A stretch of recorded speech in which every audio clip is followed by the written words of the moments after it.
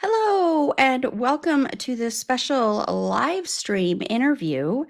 I'm very, very excited for this conversation, and just let everybody know, and I'll be reminding you throughout the live stream if you have questions for our guests, Natalie, Nicole, Gilbert, and Robert Eibach, please put them in the comments, and we will try and get to as many of them as possible.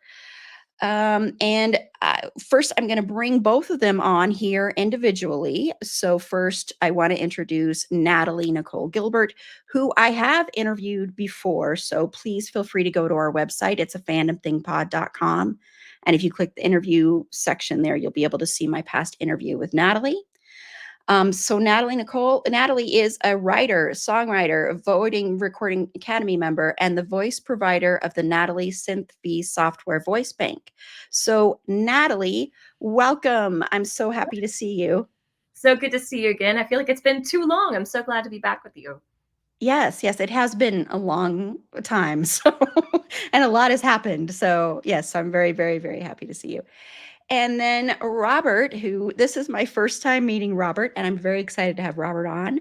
Robert is a producer, a DJ, a remixer, and a Grammy nominee. So, Robert, welcome.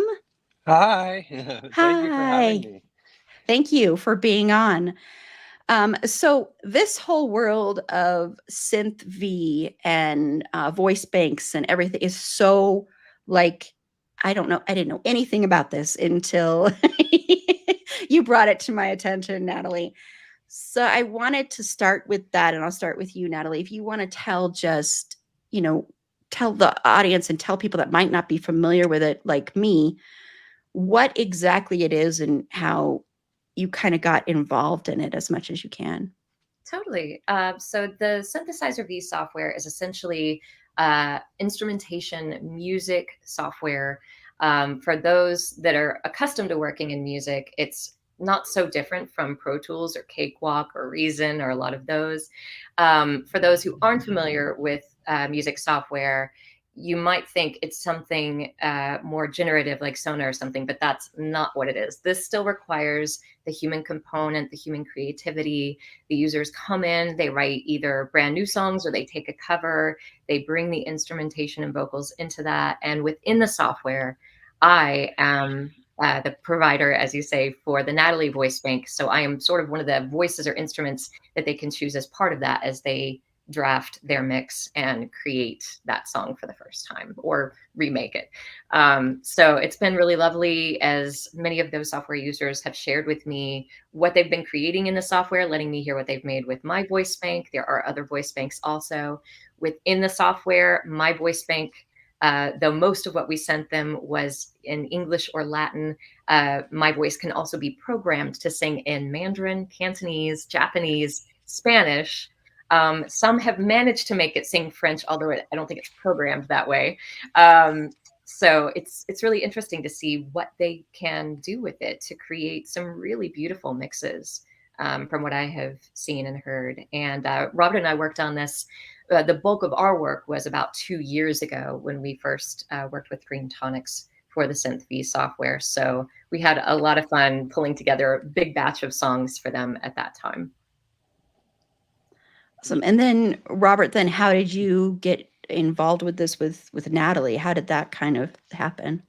So Natalie had brought the project to me, and since we had been working together on her albums and different singles and music in general, she said, "Hey, would you be interested in working on?" I don't know if she used the word "hey," but she said she asked if I would be Probably. interested in working on this project, and I said, "Yeah, yeah, it sounds really cool." And so we had uh, put together a song list of different songs and different styles that would be appropriate, and started recording them. And I don't know, it took us several sessions. Do you remember how long? Maybe a month or so of recording them. Yeah, I think the way that it worked, we were really grateful that when we worked with Dream Tonics, they were, first of all, willing to accept a lot of our audio work that we had already done on my last 3 albums. So a number of those songs that were already finished, we were able to just pull the vocals out of them independently for just the melody and hand those off to them. But as I recall, there were a few more that they needed that we then, tried to crank out in our last few weeks of working with them. So the portion that we created specifically with them in mind, I think you're right, Robert, that probably ran around a month, and that we did the bulk of those last 15 songs in about 2 weeks, and we plowed Mhm. that. Yeah, we definitely did. Wow. Wow. And then if you are just joining us, just a little reminder that if you do have any questions for Natalie or Robert, please feel free to put them in the comments and we'll try to get to as many of them as we can. So I know, you were saying that you did, some of them in like a couple of weeks, and I know you worked in a studio, which I guess is a little bit different, like a professional studio recording than some of the other ones that are done. Is that correct? Yeah. So some of this, I mean, this technology began really in its infancy back in like 2004 with Vocaloid, as I understand it. And Utao is another very popular one. Dreamtonics came into that scene, and they really came more to the forefront around 2018 or 2020, and around the time of COVID, as they released some more robust features and voice banks, including mine, in 2022. So a lot of the early voice banks by some of those other software companies were rudimentary isn't quite the right word, but required a lot more of that input. That's sort of what I feared when I was first brought onto the project. Like when I was first approached and asked, would you be willing to create this voice bank? I thought it was going to be a whole lot of AEIOU and like 1 1 1 1 2 3 1 2 3 4 5, and I was very relieved to find out early in our Zooms that it was not going to be that like bit by bit, note by note input, that they were very happy for me to just sing full out. And I think that's one of the reasons why my voice bank in particular has a lot more expression to it. I'm told that it's one of the few voice banks, or maybe the only voice bank, that has a soulful setting on it, which is kind of fabulous. And a lot of people do use my voice for ballads or jazz or pop or dance, which is all the stuff that I, human Natalie, also do. So it makes perfect sense that they would be able to use the voice bank that way too. And so when you found out, like with the Synth V community, when you found out about that community, because was that like a new thing for you? Were you told in advance that there's a huge community around this, or how did you kind of discover that? Not exactly. I knew that they weren't just beginning, but also that they were exploring some new features, and that they were trying to take it in some new directions and develop some new things. So, from what I gathered from my conversations with Dreamtonics, they were looking to expand on the platform that they already had existing, and wanted to see how far they could take that. And so I did get the sense that some of the ways that we were approaching it were maybe kind of new for them, and that they were very happy with the fact that Robert and I did already have this deep existing rapport, because he and I have been working in the studio together for years already. So for us, I think we were able to do things a little bit more seamlessly and a little more quickly than maybe somebody who just stepped into any random studio or was trying to record their best in their home studio, because all of this was happening, remember, against the backdrop of COVID in 2022. So a lot of our meetings with them were on Zoom. We were having to do pretty much everything remotely, and we would get feedback on the files that we sent them. But for the most part, they were not sort of in the room with us, even virtually. We were doing it just Robert and I, kind of operating from the feedback and the notes and the criteria that they had given us in advance. And then for both of you, I want to know, when you first heard something using the Natalie voice bank, what was that like? I know it might be hard to describe, but what was that feeling like, of like hearing your voice being used that way? And then Robert, also, since you helped so much with it, with helping with the production of it, how did that feel too? And I So may be remiss here, Robert, have I sent you some of those links? I probably haven't. No, yeah, no, I personally haven't heard it yet, sorry. but from I could speak from like a production standpoint, as far as when Natalie was telling me about how they were going to use it, and what you know and knowing the process of recording, and I was like, wow, that makes so much sense to sing a song, and to sing these songs and have these melodies and performances that someone could take and create something new from. It makes so much more sense to me than, like you were talking about earlier with the ABCs 1 2 3. So even not having used the software or heard the software, I already envisioned while we were recording what can be done with it. And I think that kind of helped with the direction, and also knowing, where to take these songs, as far as performance wise and recording wise, so that they could be used to the maximum potential. Yeah, and I think for me, the very first time I really heard any of the end result was when one of our partner producers, Robert Amit, up in Seattle, had sent me an ad that Dream Tonics had released on Instagram, and it was with somebody else, an actress, pretending to sing Amazing Grace while my voice bank had been used to render it. And Amit immediately sent it to me and said, "Is this you?" He recognized my voice immediately, which was funny because at that time, I think Amit had only worked with us, Robert, on maybe Easy on Me, and had Mm. heard my vocals on the song that we worked with Chris Sloan on, A Little Only Makes You Want It More. So he had not heard my voice nearly as much as you had at that point. So it's funny, like I can hear the distinctiveness in my voice, but I don't think of myself as having one of those like one in a million distinctive voices. So for somebody that I'd worked with on really only one or two songs at that time, to hear this and immediately recognize that it was me, and I'm not sure he knew how much we were doing for that software or what the end result was. So I don't think he had a lot of foresight into expecting this or keeping an eye out for it. But he forwarded it to me and said, "Is this you?" And then I played it for my partner at that time, and he immediately said, "Oh my God, babe, that's you!" Like they could hear the familiarity of my voice externally, before I even could, as the possessor and owner of said voice. But I think for me, the distinction is that, I hear my voice every day and I hear the contemporary voice. And the more that I've listened to these tracks, the more I'm reminded that my voice bank is a reflection of what my voice was like from roughly 2019 to 2022 when it was released. So you wouldn't think that a voice changes a lot in 2 years, but we have ups and downs, the weather, allergies, sinuses, coffee drinking, all of that. So when I think of what I sound like, I think about my 2024 voice. So I think sometimes when I hear these takes that other people have made with my voice bank, it does sound familiar, but it almost sounds like a voice note, like a voicemail that I left somebody 2 years ago. So it just has a little bit of that nostalgia or age to it that I don't think people like Robert who would listen to it would maybe feel that same distance from it, not reflecting me today. To them, it would probably just sound like it's the everyday now. It's yeah, for sure. That's exactly it.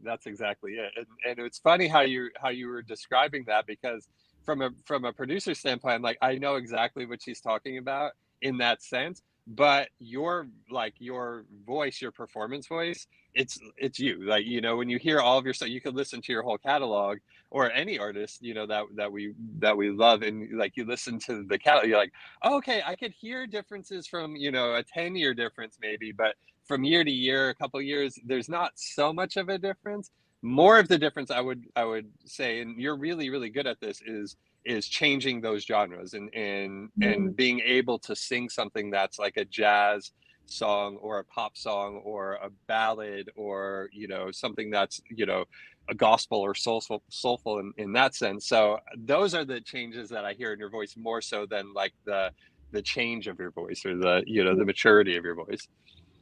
Yeah, and I think maybe some of that does stem from my prior radio experience too, and knowing like there's a very specific way that soul sounds and a very specific way that pop and dance sounds. And you and I have been, so blessed to work on such a wide breadth of genres over the course of my catalog that you've helped me record, from EDM and rock and jazz, like pure jazz, down to, more straight line pop or soul influence pop and power ballads. So you're right. Like I can think of a few times in studio with you, and when I think about some of the songs we gave to the voice bank, I know that one of them was when we recorded "Vanishing," the Mariah Carey cover. Mm-hmm. And I mean, any vocalist, it feels a little brave to go into the studio and do a cover of Mariah Carey. You're going to be compared. And at least, I chose one of her lesser known songs. It's not like I did, Dream Lover or something like that. But even so. And no whistle tones, so you were good. Yes, we kept it in my range. I have a pretty wide range on the average day, but I remember the day we recorded that and just seeing your face, Robert, because most of the time what I'm capable of, and when to kind of push me or when to just let me take a rest. But something about your face that day was like, wow, okay, we're gonna do that today. Here we go. Yeah, because it's one of the soul, like gospel soul, is something that you either have it or you don't. It's not one of those things that it can be taught, but you have to kind of grow up with it to really understand. And it's like, I guess, jazz or something else, where the intervals are a certain way and the performance is a certain way, and just knowing those details as a performer is special. It's not everybody can do that. And I love to live in that space, and to give it that human touch. I like to make stuff feel as live as possible. And I think that's one of the reasons why I love recording with you so much, Robert, is that you're perfectly comfortable in the acoustic and the rich harmony space, but you're also perfectly comfortable with electronic and beats and everything in that space, full spectrum. And there are so many people, understandably, who are really one or the other. Just like there are a lot of vocalists or instrumentalists who either want to do all sight reading and all sheet music or all improvisation. And not a lot of people bridge that gap or work on both sides of that equation. And we've been it's been phenomenal over the many years I've worked with you.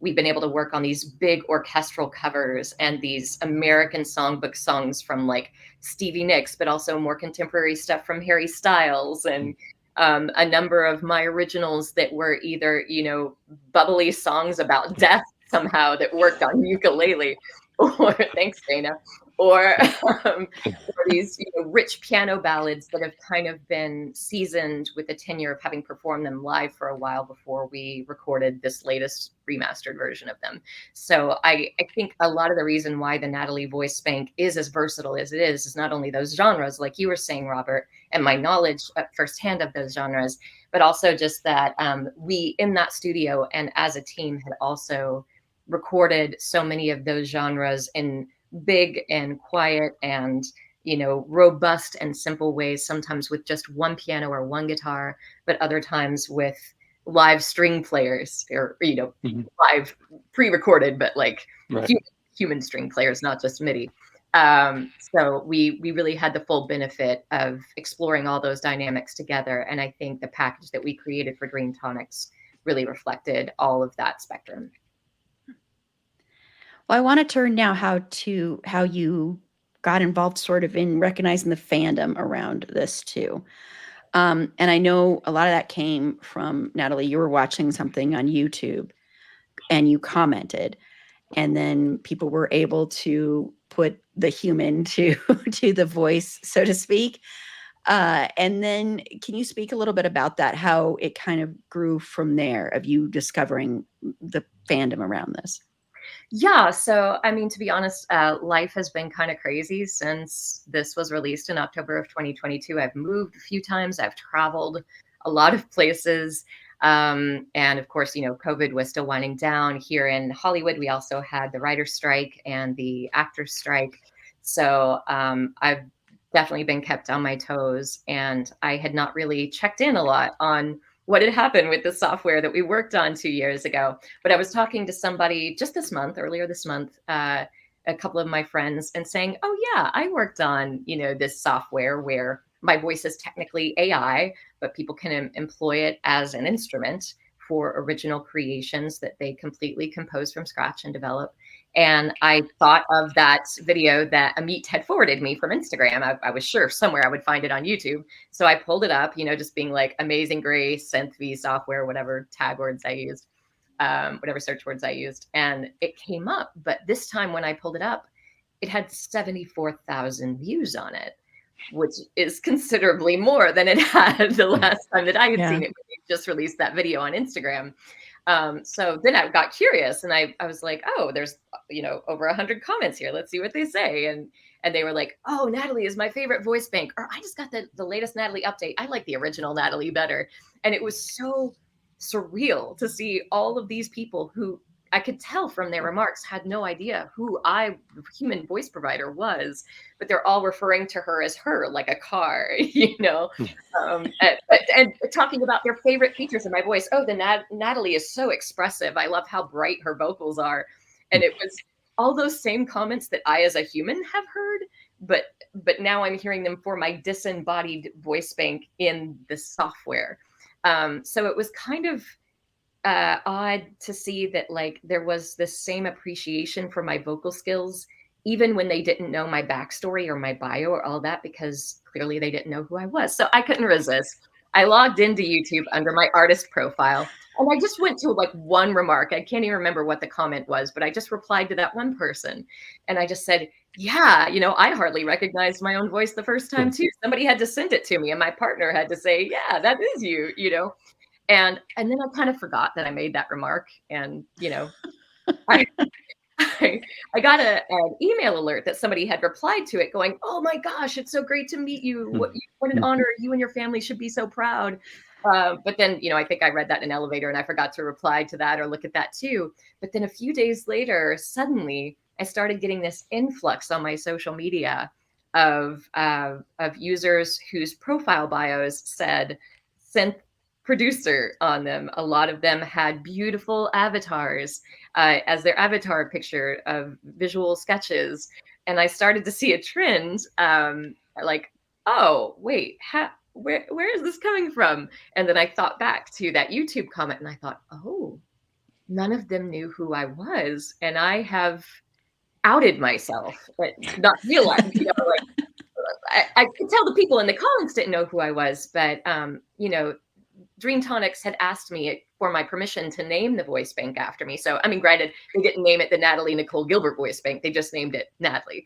And I think if they'd even named it like Natalie Nicole, people would have figured it out a long time ago. But, the better part of 2 years have gone by and the users of the software knew there was a human behind it, but it's quite commonplace in that community for voice providers to not reveal themselves. Like some choose to and some don't. And it's kind of left open-ended up to us. And I did say a little something about working in partnership with them at the outset. But like I say, in the intermittent time, life just got busy. The pandemic was winding down. The strikes were winding up. And it just kind of escaped my notice that all of this attention had expanded and my voice bank had become so popular within the software user base. So like I don't think of myself as being like a default voice for anything, but there are ways in which it's almost like the person who is the Siri voice revealed themselves and it wasn't known from the outset, And then though you also saw the community or interacted with the community a lot and kind of embraced that. And I think, sometimes that doesn't happen when people have a fan base at all. Why did you choose to embrace that and to really, kind of make them feel welcome? First of all, there was curiosity for sure, like, because I like a message in a bottle. Robert and I created our portion of that voice bank and kind of sent it off into ether at the software company. And then we weren't really sure what different ways it might be used or who those users would be. So it was really interesting to see in all that time, now 2 years in, what people have been creating with my voice. It's like handing them a color palette and seeing what visual art they've created. In fact, many of them had also created visual art related to the voice bank, because my voice bank is what they call mascotless. I had a couple of letters assigned as my voice bank logo, but not like a human personified visual image the way that some other voice banks do to kind of affiliate with that voice bank. So in lieu of that, many of the users had designed their own, and they are not only are they talented at music, but they're very talented visual artists. So my graphics guy just this weekend pulled just a few of those, not even all of them, into a Twitter banner graphic for me so that I could start sharing that with followers. But as for getting to know them, I think I saw a lot of commonalities between the users and myself. Not only that, like Robert and I, we came up playing with all of the music technology available to us in our youth, and have continued to play with new technologies as they develop, and seeing how important that is for future music makers to get their start in whatever software is available to them. And this is so much more robust than a lot of things that Robert and I had when we were 20 or younger. But then also I saw a lot of people in that community also shared a lot of things in common with me. I have learned in recent history, I identify as being neurodivergent. So like seeing that there was so much neurodivergence in that community.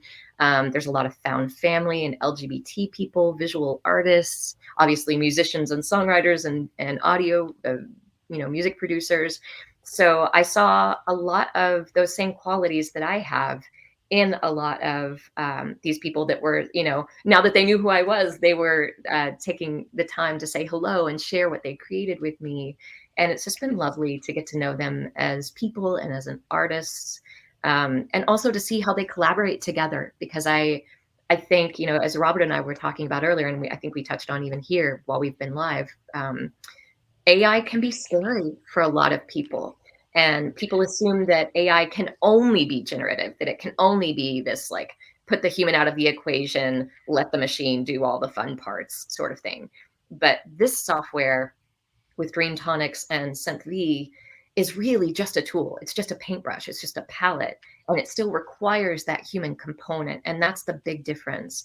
And that's the kind of AI I can really get behind, like where it helps you unlock your potential, where it helps you create more and bring your full self to it. Bring in a voice. A lot of the people using this, they're scattered all over the world, but most of them probably would never have messaged me on Twitter privately and been like, could you be the singer for my song that I composed in my bedroom?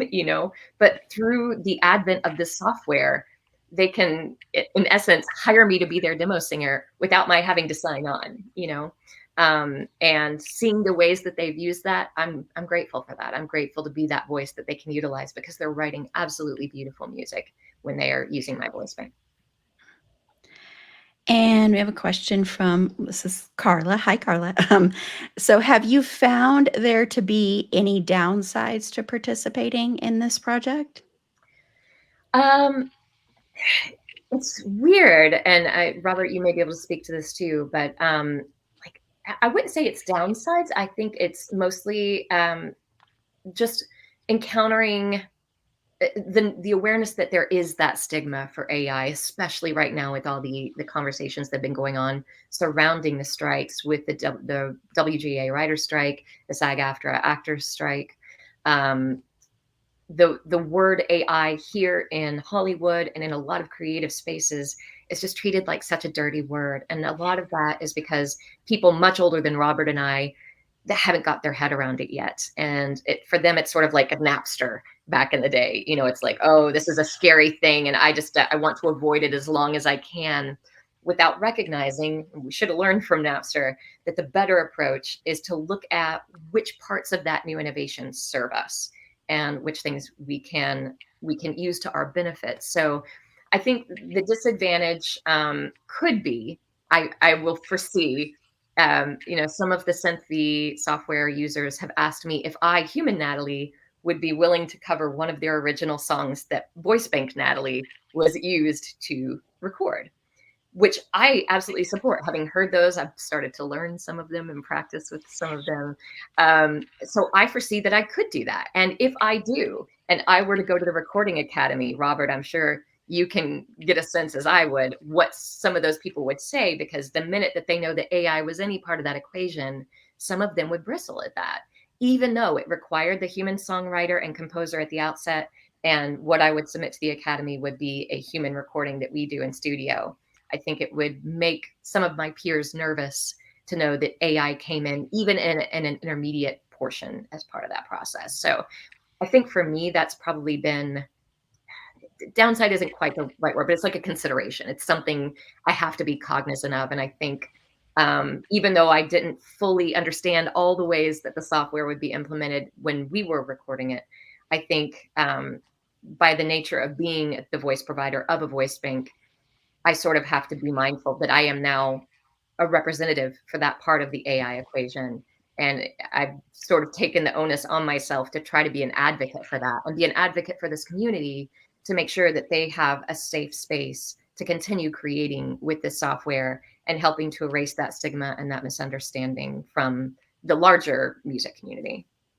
Yeah, and I think too, one of the points to follow up on what you just said is you gave permission for Dream Tonics to use your voice for Yes. this bank, knowing exactly how it was going to be used. And I think knowing that too, it lifts a lot of the the negative like stigma off of it. And two, knowing like, oh wow, like these creations are really beautiful, and you're hearing different things and what people could come up with, and using it as a tool, like you said, as if when MIDI came about, or any other software, I think is it's good to accept what's moving on, and how technology is moving forward, but also knowing like, well, you did give permission, so the we have to be aware of when AI takes things that doesn't have permission. It's a different can of worms than when companies are doing it the right way and asking permission, and everything is laid out that way so that everyone is protected, so to speak. I'm so glad you said that, Robert, because you make an excellent point. And I would not want to forget that part of the discussion. You're absolutely right. I gave consent. And I think so much of what we're seeing in headlines right now is that, like, this voice actress had somebody imitate her voice without her consent, or somebody sampled somebody without consent. But, we did know what we were getting into. And we specifically tried to give them material that was robust enough to give them the fullest use of that we could. So consent is absolutely the key ingredient there. And I think that is very much what sets it apart, both the human component on the composing and the human component with consent being given by the voice provider like me in the software. Yeah, and it sounds because, I'm one of those people that, and we've talked a lot about AI on my podcast, and not I'll be upfront, not good. Not on the positive side. But I know, like, for me with editing the podcast, it's just me. I'm an independent creator, and I do use some AI type software to do a quick edit to take out, like, the ums and a lot of the pauses and duplicate words to save myself time. And so I know there can be a place for it, but I think, and I think where the fear comes from, and this is why I think this is so interesting to me, learning about this, is there is that human component and there is that consent component. And I think with the human component, you have the creativity still there. So there's still something that you're creating. There's still a part of the human soul and the human empathy and all our range of emotions that is going into this. So it's not like just someone is just like typing in the words, create a song like this, and then leaving it. At least that's the impression that I've gotten. And so that's what's so interesting about this and exploring it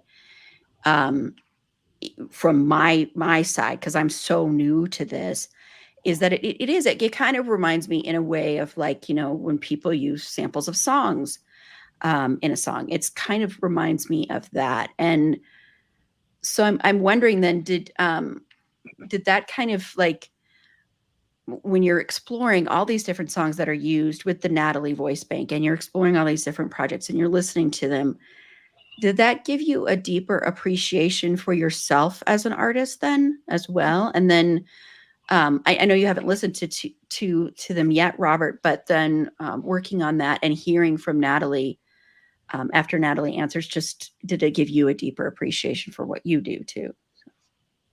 Yeah. I think one of the things I started, as I start to think not only about the ways that users could use it, but how can I use this software? Because I recently had the privilege of downloading my own voice bank and downloading the software just to begin tinkering with it to get a view into how it's used practically and logically. And immediately I began to feel like, for me, I have a very odd privilege in that I can record songs that I write myself And if I'm too sick that day with allergies or too tired, or, I've lost my voice because I've had too many vocal sessions back to back, I could employ my voice bank to fill in for myself as a substitute for myself to create a demo. Or, if I'm on a plane and I don't want to disrupt sleeping passengers around me and create a take, I could go into the software and create on the fly, literally, a demo that is using my real voice. So if I wanted to, send something to Robert and say, here's a rough cut of what I'm thinking. Do you think you can add some beats for this or draft an instrumental backdrop for me? I could use that as a working sample for him. Or, because we send scratch tracks all the time to people that we're working with remotely. I tend to send them early vocals just to give them a sense of my performance so they can play their instrumentation around that. We did that for Andrew Jocelyn and I think Natalie Bonin when we did, when we asked for their string parts to be played live. We tried to give them an early recording. And then once we got their instrumentation, we would sometimes go back and let me sing it out a little more fully with their strings to make sure the interplay felt as live as possible. But having that ability to create a scratch track really keeps that cohesion, especially these days, because it's so rare anymore for all of us to be recording in the same space. So many of those musicians we work with are up in Seattle or, in other parts of LA where they don't have time to commute out to us. Maybe they're down in Torrance or out in Woodland Hills or something. Or, they're simply traveling a lot. They're away from home and taking care of a loved one in a different time zone. So giving me that freedom to record my voice cleanly without my having to physically be on mic, but knowing it'll still render it with the same passion that I have by and large. And even like that, it even has breaths. It has an automatic breath mode and a manual breath mode where I can tell the software where to put the breathing in so that they can have that indicator too. I think that's such a powerful tool. And I recognize like not every user has their own voice bank, but there is the ability for them to create their own voice bank with Utao and some of the others. Go ahead, Robert. Well, I was like thinking, wow, that's wild that you could actually move breaths like that. That's, Yeah. to me, that's like blowing my mind. But I think as far as like a deeper appreciation, I could speak to the whole kind of concept of like AI or how it's being used in this software. And it's a sense of, well, you can do things that as a human that no software is ever going to be able to replicate. And you need that human component to be able to move things and to adjust them and to move breaths and to do those things. You have to know where you want it to tell the software where to go. It might give you like a general, outline or basis of like, hey, this is what I came up with. And then as a human, like you go in like, okay, I want to adjust this, I want to fix this.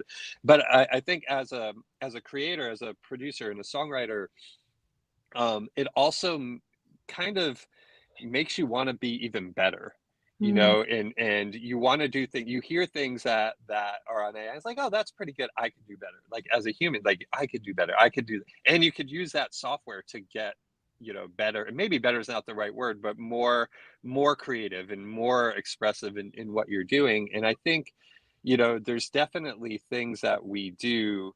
I was telling a friend one day, like, all of us have a lot of similarities, but there's one thing that's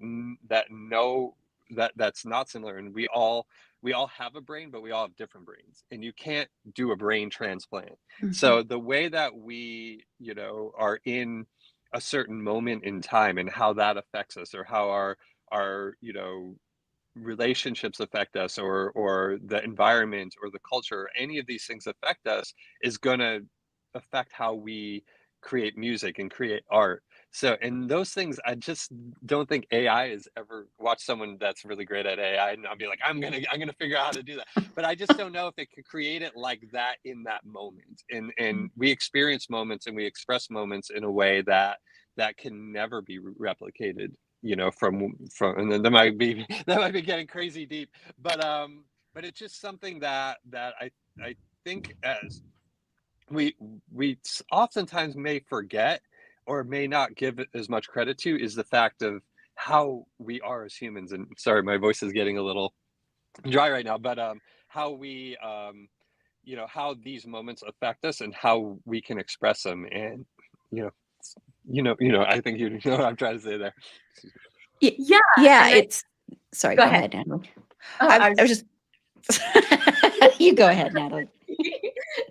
I was just going to say, I've lost my train of thought. No, one of the things I was going to say was that I think Robert and I have a similar level of perfectionism, but we know how to optimize that in one another. We know how to keep the other person from going overboard on it.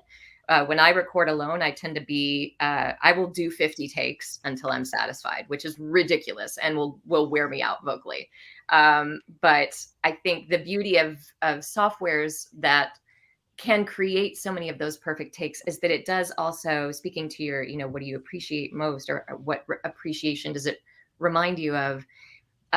Ultimately, Robert can attest to this time and time again, the things that we wind up landing on for the final master of a song that we commercially release is not the technically perfect version of a song that's so bloody lifeless and robotic.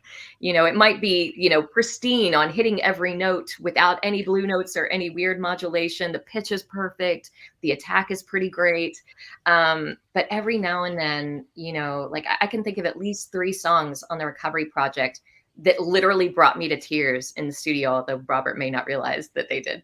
Um, and I think that if you listen closely enough to the songs, you can sort of hear that emotion coming out, and it might mean that my voice wavers a little bit on that note, or that it gets a little breathier than maybe it should, or the pronunciation gets a little swallowed or cut off because of the emotion. But I think that's exactly what people keep replaying it for, and it's not something that you can always go into the studio knowing that you'll capture on the microphone.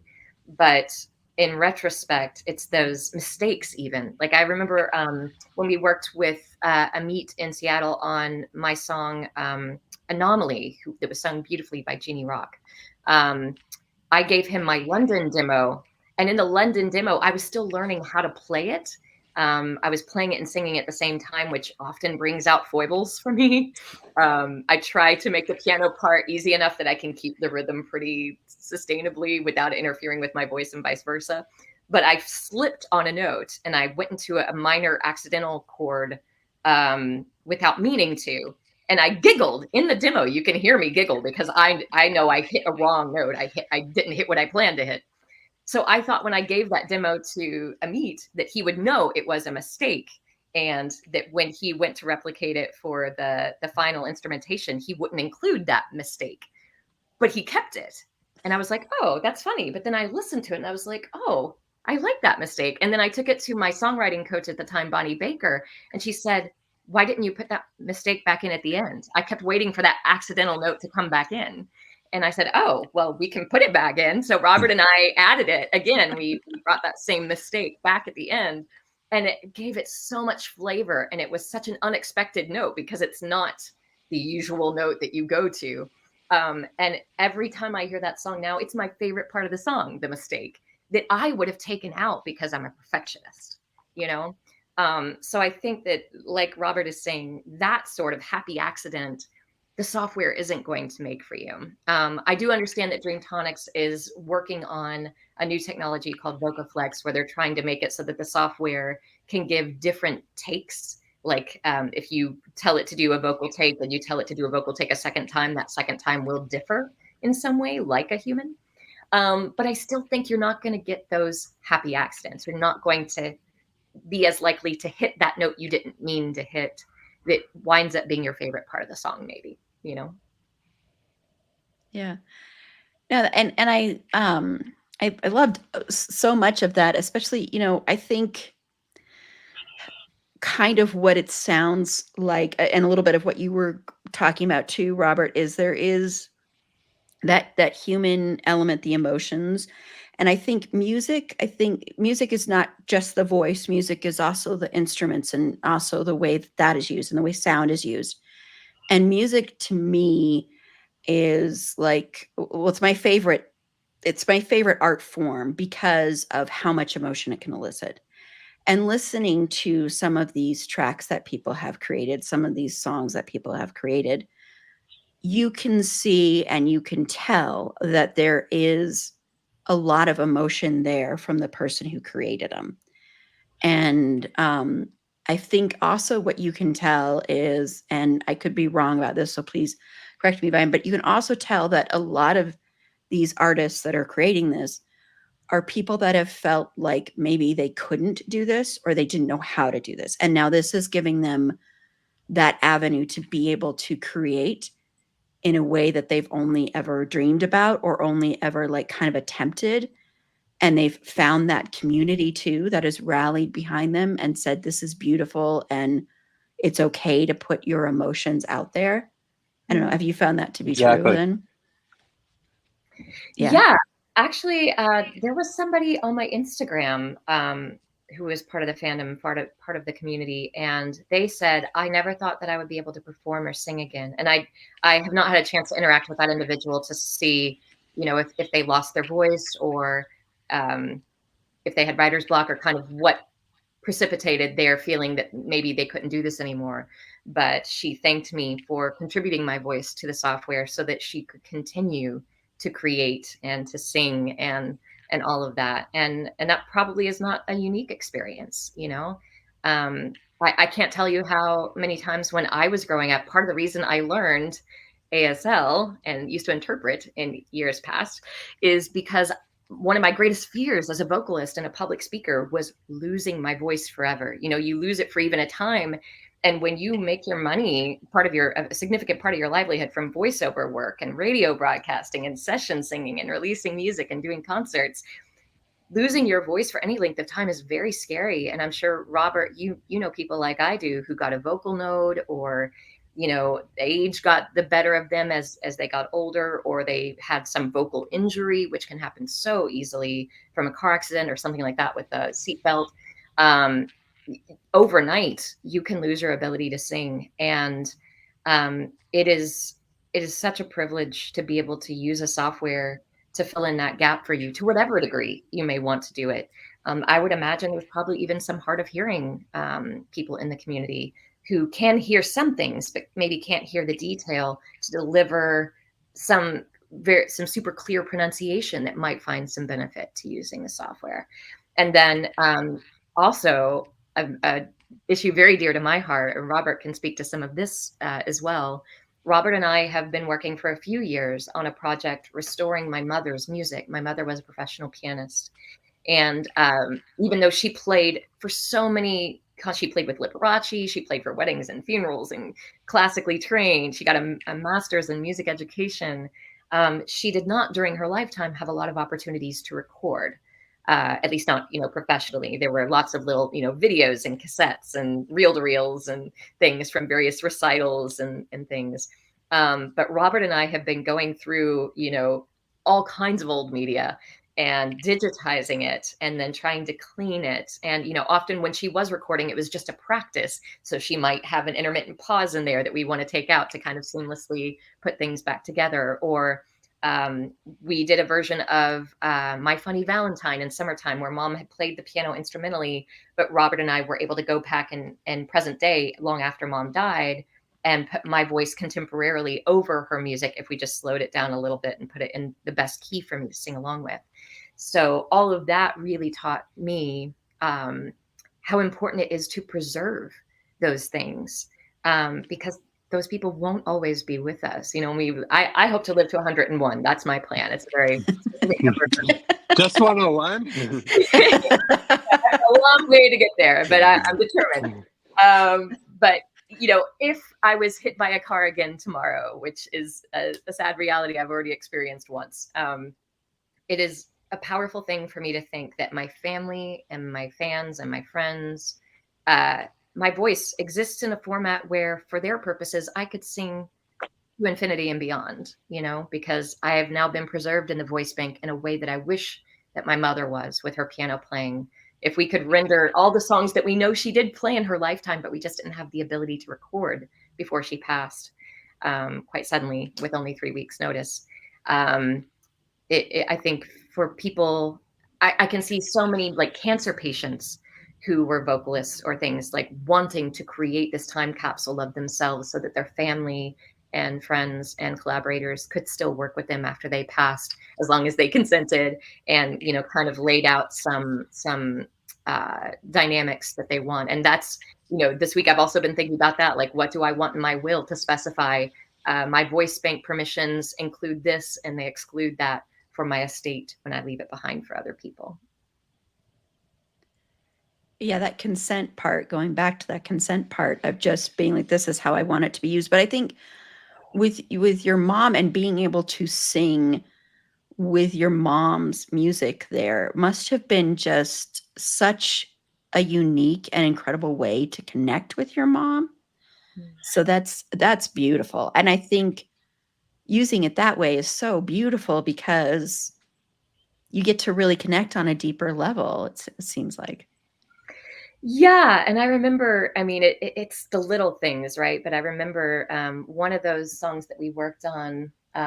It must have been My Funny Valentine, or maybe it was Summertime, while I was in the ISO booth and Robert was in the control studio where he is now. Um, I remember just saying to him off the cuff, like, "Can I have a little more of Mom in my headphones?" Which, if she were there in the studio, I also would have said, and it just hit me as I said it out loud, exactly as you said. It was like she was there in the studio with me, just asking for more volume from her, the same way that I would back when I used to perform live with my mom and my older sister. We had a trio, and, you know, so it'd be like, hey, can we get a little bit more of this person in the monitor, a little bit more of this in my ear monitor. In that moment, it was such a small thing, but it just choked me up a little bit, and I needed to take a few breaths before we started singing, because I was like, she's not really here, but in a way she is. And she lives on through me and through this recording and the way that we are preserving what we can, you know? Yeah, that's really beautiful. Really, that just it just touches me seriously because I just think music is so amazing. Music is so powerful, and it can change your whole day and it can change your life too, I think, and help you a lot, and help you survive. And I think, you know, and a reminder too, if anybody has any other questions, please feel free to put them in the comments. And I think going back a little bit to the fans and also the creators, but also the fans, I know that a lot of people in that community, I know you said a lot of people who are neurodivergent and also a lot of people in the LGBTQI plus community, and a lot of people that have just felt like outcasts and outsiders. And why do you think it is, if you even have a guess, that people that have felt like such outsiders have found each other and found a place of welcoming and kind of like a home in this community? I think there's such strong themes, especially in the LGBTQIA PK2 plus community, but also in, like, in the neurodivergent community. There is very much a mindset of found family. That there are some people in your space who may not get you, but then as you kind of find your tribe and find those other people with similarities like you, even if they're not identical, they might be separate letters in that alphabet soup or alphabet mafia, but they have those similarities to you. You think similarly, you approach life similarly, you love similarly. I think there's so much unity to be had in that. And I think a lot of people, from what I've seen, using this software, and just as they've welcomed me in the community, as much as I've been accepting of them and welcomed them into my feed, and, you know, my hello video to them just in the first few days had something like 9,000 views or something. But they have also welcomed me, you know, and I think many of them have done that only knowing that I'm the human voice provider, not necessarily knowing that I am also in these other communities that they're a part of. But I think there is that, you know, community has the word unity in it, and it's people coming alongside one another. And I've seen, even as I downloaded the software and I posted, hey, it's playtime, now I'm in and I get to see how this works. They started going, oh, here's a tip that I've used, or here's a, you might like using it this way, don't forget to turn on this setting. And I can see that's how they are with each other too. They're not just doing that with me because I'm the human voice provider of the Natalie voice bank. They do that for each other all the time, from what I can see, and they give each other feedback on how to improve. And, you know, I think Robert can speak to this too, but so much of what we do in the music studio as humans is happening in a vacuum, in a silo. We work so individually, all the more now that we can record virtually and people can send us their stems from other locations. it becomes rarer and rarer that we have the privilege of working with other individuals. I'm so blessed that I get to work with Robert. So my earlier albums, it was just me recording in my bedroom half the time. And, if I had a friend that wanted to add cello, be my guest, come on in. One of my fans introduced me to another songwriter from New Zealand who happened to be in LA. And we said, oh, great, let's do a duet. And we brought people in as we had access to them. But these days, having this ability to collaborate with people online, even in video game play, to just be able to do so much in the cloud, no matter what your time zone is, and to be able to even do so anonymously if you wish to. I think that's an important component too, that you can create without having to always have your name stamped on it. I'm not afraid to admit that I have anonymous accounts too. And, I haunt various boards and create various pieces of writing and fic and everything under separate names that I'll even admit to from time to time. Like if somebody figures out who I am, that doesn't really bother me. But there is also a safe space in knowing that what you are creating doesn't automatically have the emblem of your name and bright lights attached to it, that it can live and breathe on its own, like a voice bank or a piece of fic or a novel or a screenplay. It doesn't always have to have my name attached to it when it goes out to a competition or a film fest. It might wear a different name or no name at all. And I think that can free you in some ways to not have to think about how your family is going to receive it, how your best friends are going to receive it, and cloaking other people's identities in the stories, or, who you wrote that love song for. God, if I had to own up to, some of the people that I've, it's been really nice sometimes to hand my song off to other artists and go, you take the credit for that. And some songs that I never thought I would release, that nonetheless got released. And I'm glad in the long run that they did, because then they get picked up for a movie to be in the soundtrack as the end title credit song or something like that. So I think the beauty in all of these things is that you dare to dream and you dare to play. And if it's something that you want affiliated with you anywhere along the way, you can stamp your name on it if you wish to or not, and have that freedom of kind of sandboxing it and collaborating with other people. And I think, Robert can kind of speak to a lot of ways that collaboration can get you out of your shell and expand your knowledge too, to work with other people. Yeah, I agree. And I think really you had touched on something earlier about the sense of community. And I think that, there's so many things that try to drive us as people apart, that when you find like a common interest, you realize, wow, there's like so much I have in common with you. There's so many things that we can do together because of this. And and it's great to have that community to be able to do that, whether it be, the stream talks or music in general, like we've been talking all day, or video games, or whatever that is. That I think as people, we really do long for a sense of community, and it's great to have the opportunities to bring people back together. And going back to what you were saying about collaborative efforts, yeah, there's something that someone's going to bring that you've never experienced before, and I think that's, whatever it is, the knowledge of something, or a performance a certain way. And I think that those moments are very inspirational, and they're things that we can always take with us, and they influence us in one way or another, whether we think in that moment if they are or not, they do, I mean, I guess that could go back to the AI conversation as well, of like, those are things that it just can't replicate, in a sense. But having the ability to use it so that we can find our sense of community or find those collaborations is amazing. Yeah, and I think, having my podcast is all about, pop culture and fandom, and it was created from finding that community, for myself and a lot of people involved, and I think have been involved in the podcast. And I think that's something that, I really appreciate about what you're talking about embracing this community, and, them embracing you too. But so often I think people think of the word fan or fandom or fan art or anything like that as like a dirty word. And I think what people don't realize, and I'm not saying there isn't toxicity, and that's because there is, of course, in every space you're going to find that. But I think what people kind of miss is that a lot of that fan art and a lot of that fandom is a lot of people finding a way to be okay in the world and to heal and to find their place. And so I love that you have embraced that and found that to be the case. And I think that's just beautiful and can be rare sometimes. And so I wanted to, on that note, because I know a lot of people have created fan art of you. And I know you shared with me a little collage featuring some of the fan art that has been created for you. And so I just wanted to share that here. And this will be taking up the whole screen, everybody watching. So you'll not see us for a second here. Oh, it's going to show us. Never mind.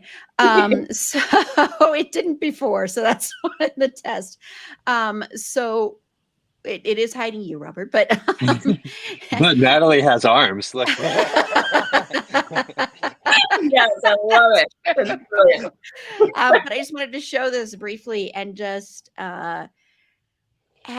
did people just send you this artwork and then you created this, or how did all of this, because it's really incredible that you kind of embraced it and is not only embraced it but created this whole thing from it. And how did that kind of, and then I'll take it off so that we can see you while you're answering. But Yeah, so each of those were predominantly created by different artists, different users in the software space, and a lot of them create that visual representation, that mascot, not only for themselves to use, but sometimes they'll share it publicly so others can use it in the songs and the videos that they make also. And of course, they didn't know who the human was behind the voice for the first year and a half or two. So they were purely going on the qualities of the voice to create that image and what they thought that person may look like, or how that person may appear for the specific song that they were curating at that time. So all of those, as best I can tell, were made over a long swath of time. And once, they realized who I was, they began sharing those images with me on Twitter. And I went to them and I said, actually, this is so gorgeous. Could I get like the highest res version that you have of this and scoot it over to my graphics guys so that I can create a Twitter banner, just kind of highlighting all of this and celebrating the work that all of you did, because it's just gorgeous. And I hadn't seen a comprehensive space where there was a curation or collection of that art. It was just kind of gathered per individual, per artist that had put it together to share it with other people and used sometimes in their YouTube videos that they post. But they were immediately, once they realized who I was, they were like, what do you think about all the avatars we've made for you? And I was like, what avatars? I don't even know.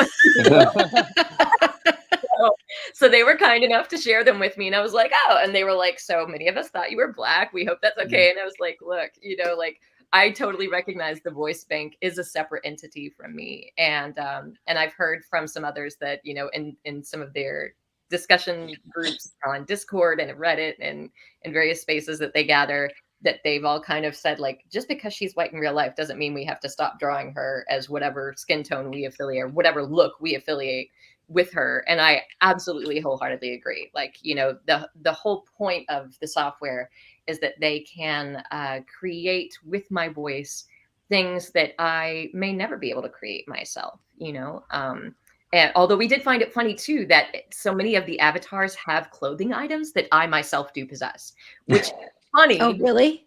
Yes, like some of them are not yet in that banner. I'm still collecting them, but one of them has like these beautiful lace-up heels that have like ballerina ribbon lace-ups, and I have a pair of shoes just like that in a different color. Another one of them in the banner has like a silver sort of opaline opulescent dress, and I wore something very like that to one of the Grammy events earlier this year. Only my version was a little more silver tone, but it had that like silk iridescent look to it, and very much the same like body sheath with a collar sort of look to it. So it was kind of wild that even though they didn't know who I was and all they had to go on was just my singing voice, that they still dressed her with so much of the same jewelry and clothes and shoes that are actually in my closet. So I've told them, like, kudos to you that like you could gather, and they often, as you see, also gather that I have curly hair. So it's just kind of funny, like how much you can gather from a voice or what they take away from just hearing my voice disembodied from me, knowing nothing about my biography or background, that they were as similar as they were, to be honest.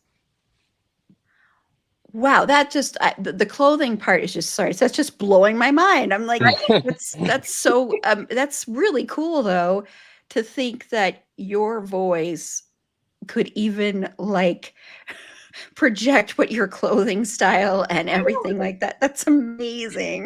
Well, and for me, the biggest blind mowing, blind mowing, mind blowing part, mixing my words, was when I saw that one of them had created a cover. One of them was kind enough to create a whole YouTube playlist for me.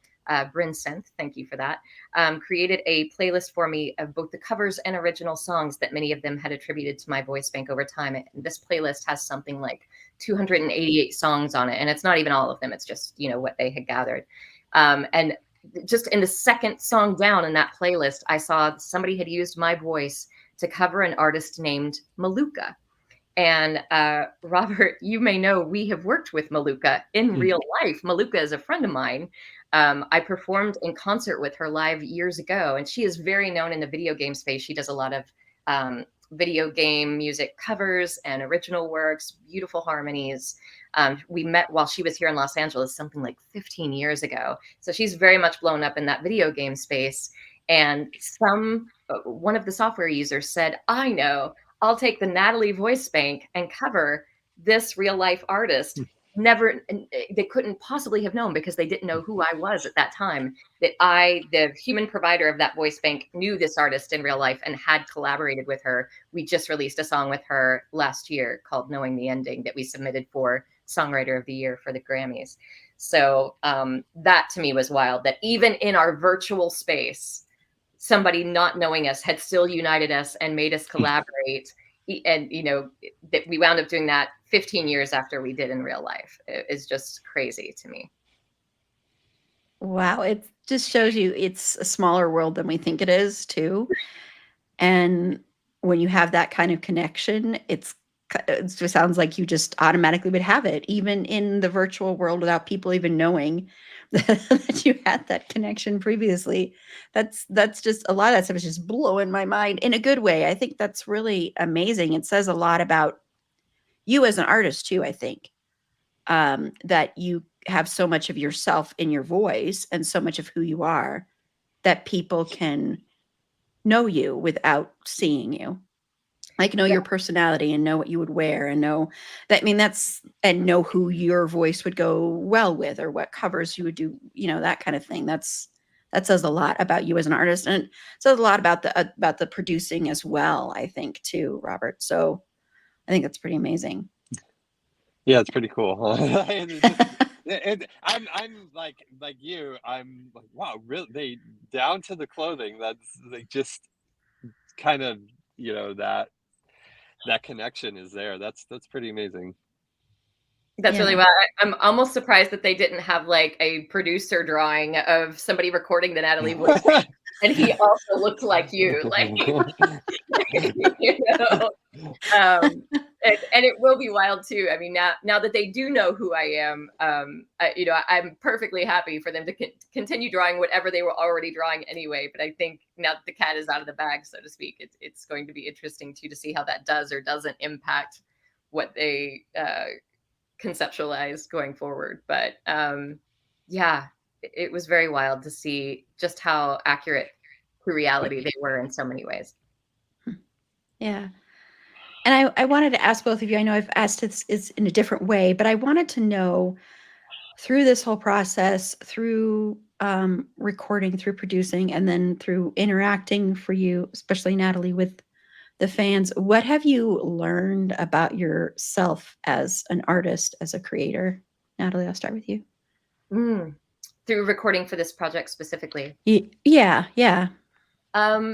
I think one thing that I really learned, and actually it wound up being a very valuable lesson for us, was that, yeah, no, I knew that Robert and I could work quickly and that we developed a rapport and we sort of had it down to a science.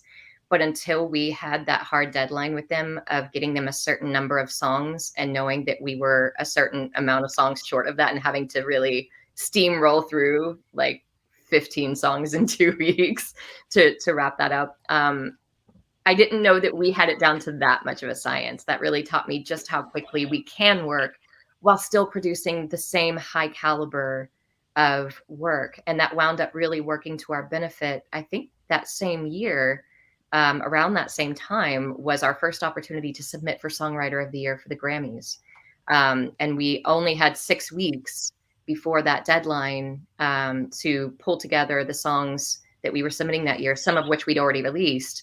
But in order to submit for the package, the Grammy package that year required 5 songs on which I did not personally appear with my voice.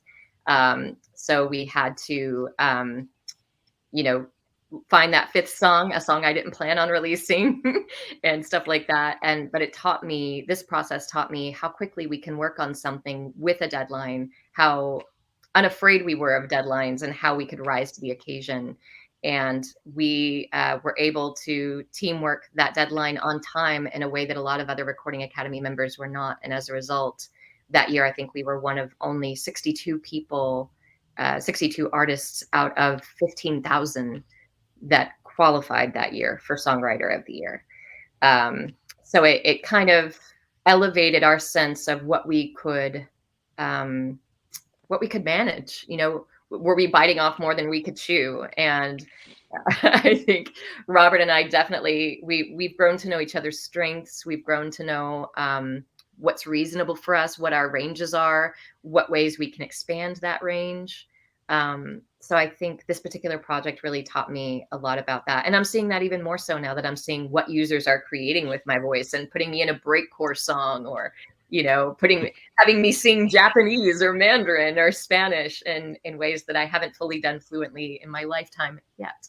But perhaps I can learn how to sing an andante in Japanese, having heard my software version sing it, and I can learn it phonetically from myself from the phonemes.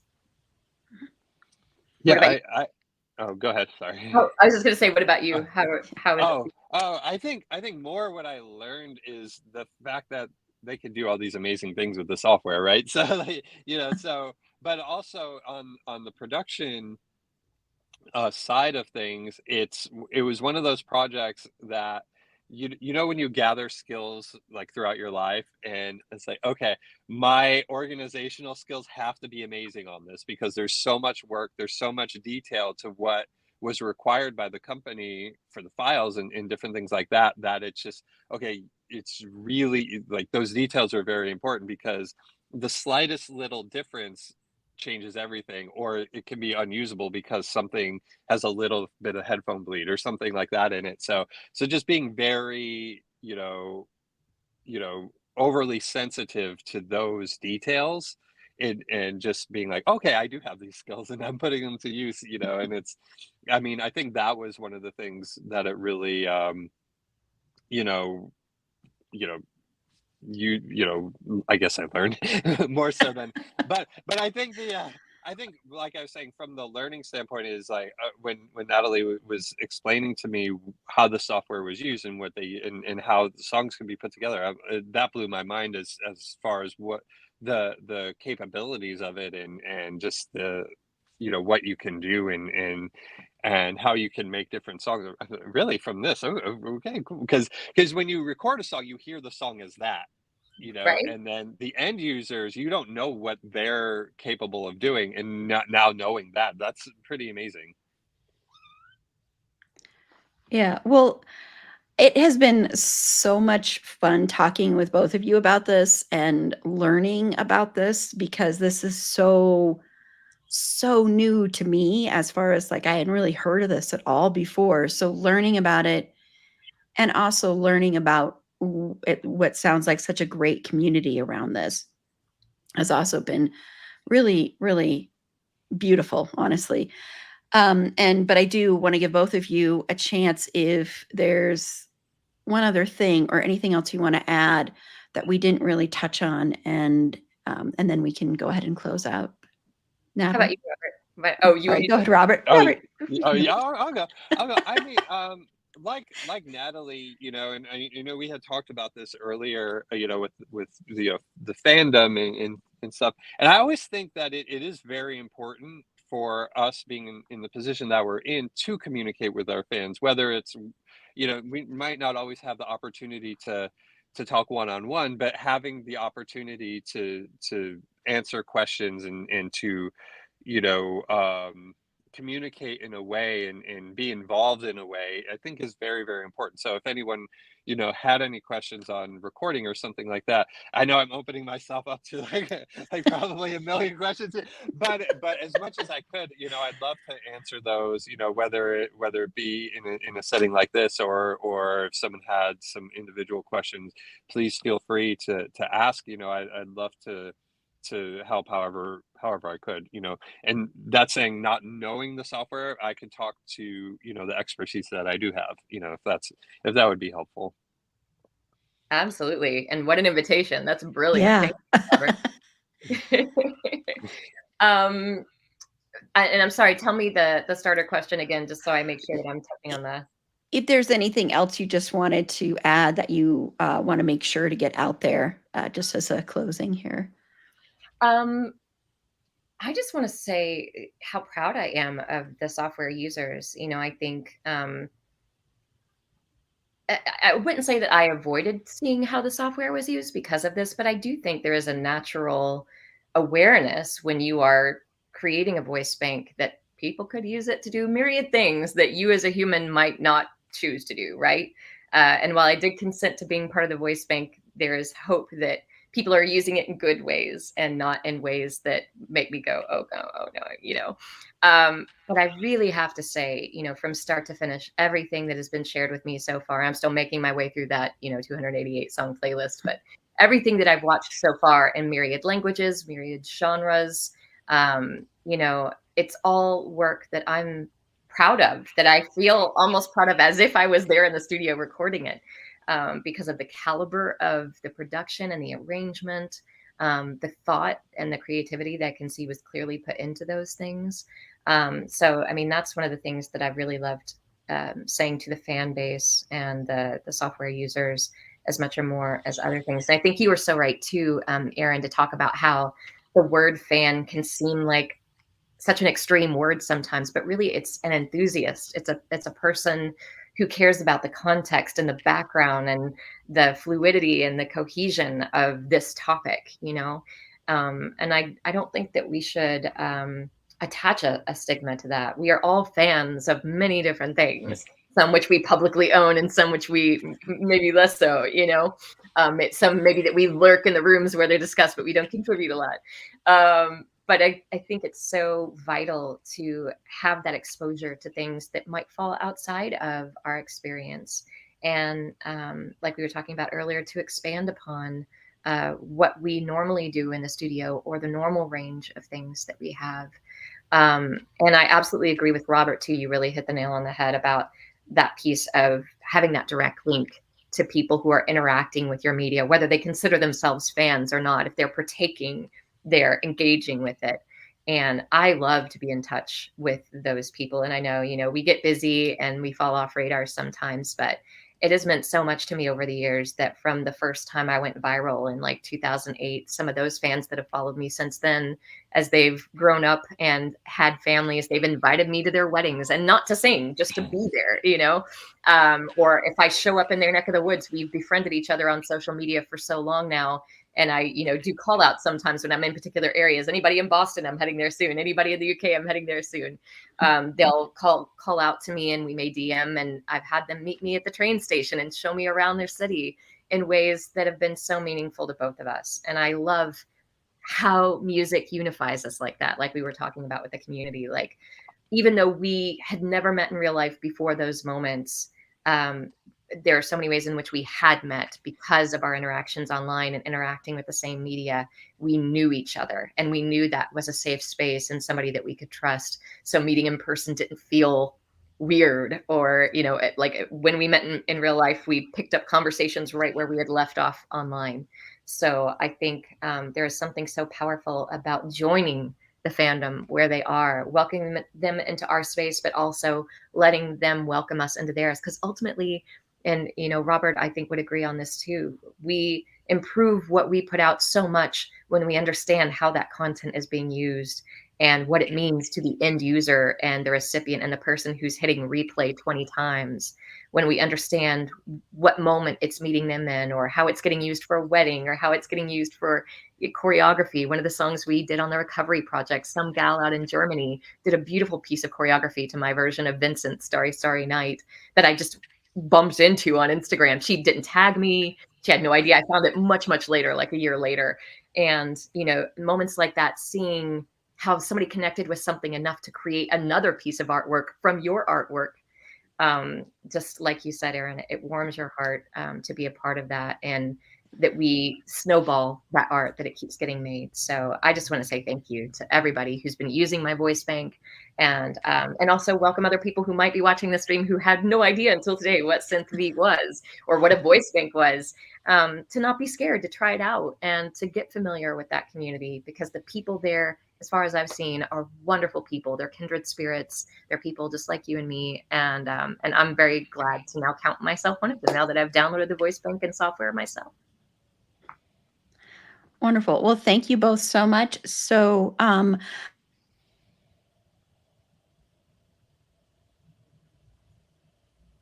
no, I think Erin froze. Are you still there, Robert? I'm here. Did we freeze? Yeah, I froze. a little bit. Yeah. I froze. Yeah, There you I go. don't know what's going on there. Sorry, everybody. So we'll close out, and just if you just want to let everybody know, Natalie, first, where they can find you and where they can follow along, everything.